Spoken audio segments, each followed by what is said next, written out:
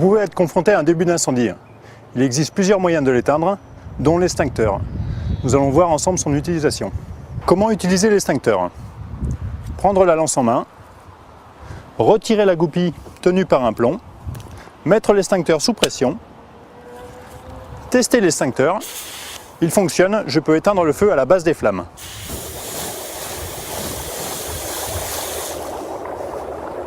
Regardez maintenant ce qu'il se passe si je vise le haut des flammes à la place de la base des flammes. Le feu ne s'éteindra pas. Il faut bien viser la base des flammes.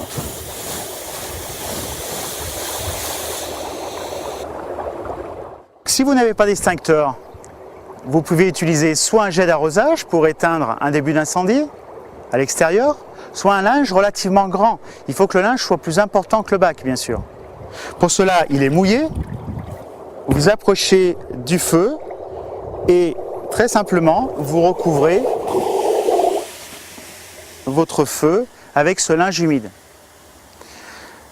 Là, qu'est-ce que vous avez fait en fait? Vous avez supprimé l'arrivée d'air, vous avez étouffé le feu, donc on a éteint tout simplement l'incendie.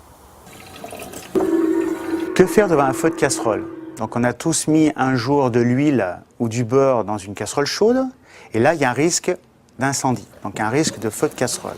Donc on va avoir un geste simple en mettant une couverture ou un torchon humide sur ce feu de casserole qui va simplement étouffer l'oxygène, étouffer l'arrivée d'air, donc éteindre très simplement le feu. Vous voyez, c'est un geste simple qui vous étouffe très rapidement le feu et sans danger. Donc on peut éteindre facilement un début de feu de casserole avec un linge mouillé. Donc nous vous recommandons vivement d'acheter des détecteurs à incendie, des petits boîtiers qui ne coûtent pas cher, que vous mettez en partie haute sur votre plafond à domicile, des petits boîtiers qui peuvent sauver la vie des gens, surtout en pleine nuit. Je vous rappelle quand même qu'il y a environ 5000 personnes par an qui meurent bêtement d'un accident et des incendies domestiques, donc ça vaut la peine.